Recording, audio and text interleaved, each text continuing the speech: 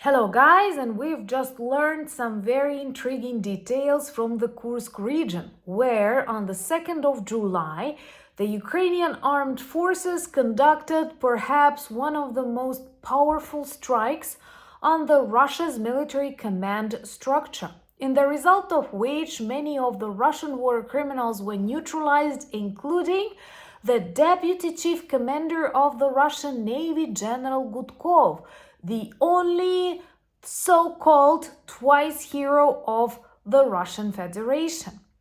And after this happened, many of the Russian military vloggers started rumors that such a successful strike was impossible without some information provided from the Russian side.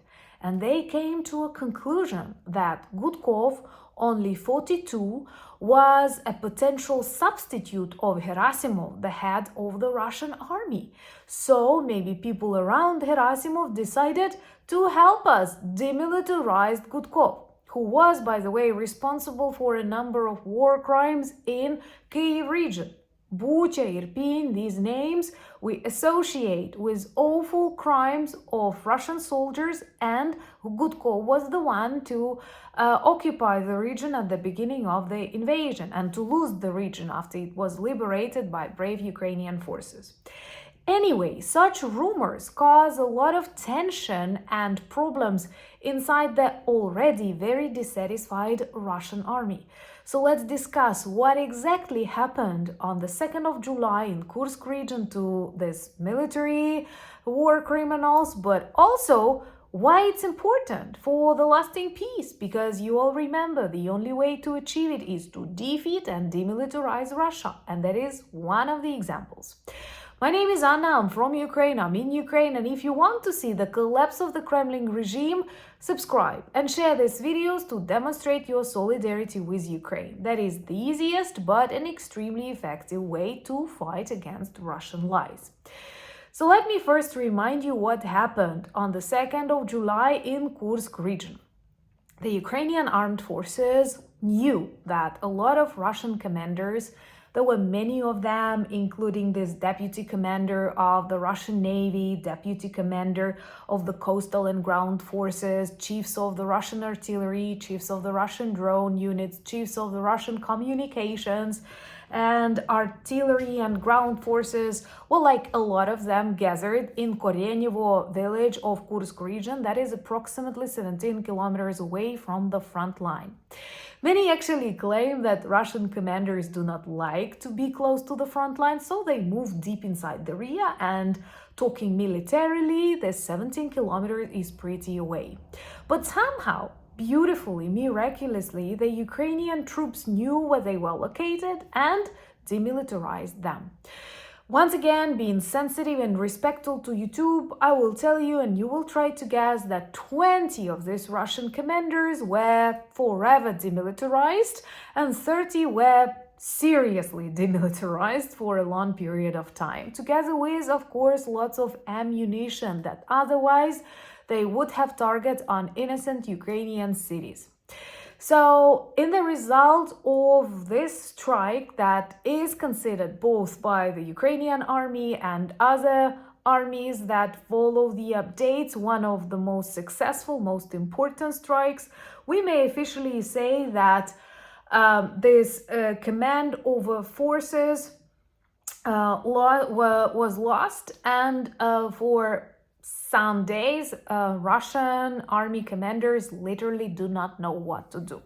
We may even say that General Gudkov, once again pretty young, 42, was considered one of Putin's favorites because he was the only twice so-called hero of the Russian Federation. You know, they give medals for war crimes because Gudkov was the one to occupy Kyiv region, and we all know, we all witnessed what happened there after these territories were liberated. And that is another important reminder why it is vital to liberate every inch of the Ukrainian territory, because it's not just about land, it's about beautiful people, and what happens to them right now is unimaginable. Subscribe to demonstrate your solidarity, and once again, all your likes, shares, and comments, they help spread the truth about Ukraine, and that is super important. So this strike neutralized a lot of war criminals inside this 155th Brigade. But an interesting fact that actually supports this theory is that Gudkov was once already wounded. In 2024, in February 2024, he gathered his soldiers in the temporarily occupied Donetsk region to give them some medals for war crimes in Ukraine, and Ukrainian missiles came to demilitarize them. Lots were neutralized and Gudkov was wounded. Someone spoke, as they said on these old Second World War posters. And this time again. So there are a lot of versions. Some Russian vloggers are blamed because they started backing up Russian army. They provided some connection devices, and many followers of these bloggers believe that these communication devices might have been provided by the Ukrainian spies. Well, I don't mind this version. It sounds pretty nice, pretty Ukrainian. Others say that Gerasimov was fearful of Gudkov getting his place, supported by Putin, and did everything for Gudkov's headquarters to get in trouble. And that is also a good version. I don't mind, from my Ukrainian perspective, both versions work pretty good.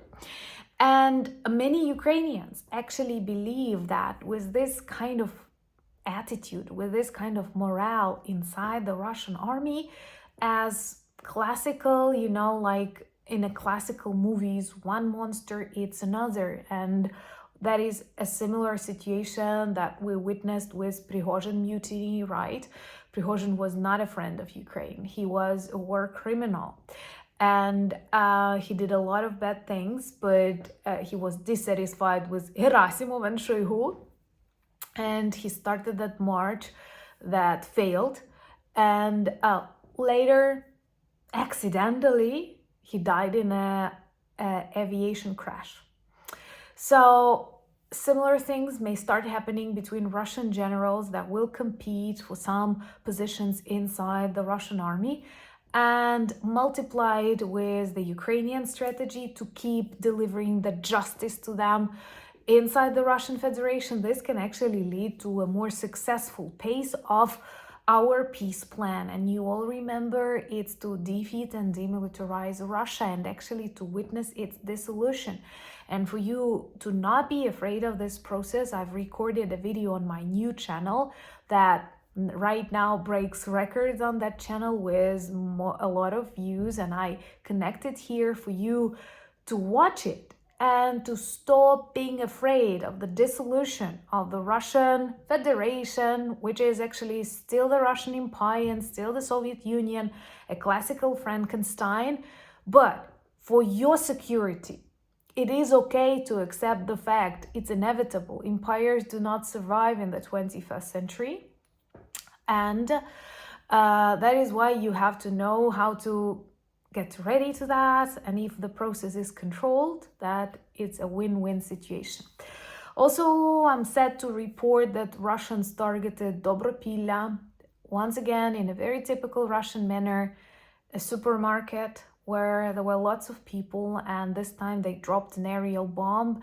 And I'm sure you have no doubts. It's not accident, and it's not Putin who did that. Unfortunately, we have millions of Putins inside Russia, and after the defeat of this military force, we have to work really hard to return these people back on trace of kindness and understanding. That is a huge problem that many don't want to discuss, and I'm very grateful that we talk about that openly in our communities.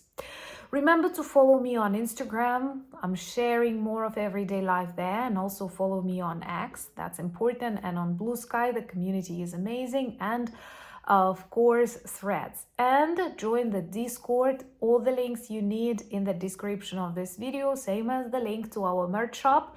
There we have a lot of beautiful items that all work well as reminders and conversation starters about Ukraine. And I love it when you share how you remind people about our fight, how you persuade people, and this changes a lot.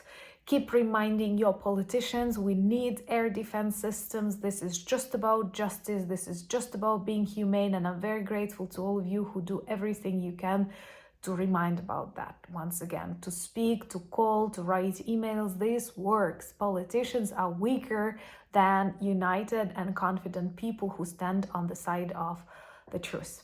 Thank you for buying me coffees, becoming my patrons and sponsors of the channels, and thus helping me talk more about my country. That's a privilege, a blessing, and I'm very grateful you give me this opportunity. And thank you so much for standing with Ukraine. Slava Ukraini!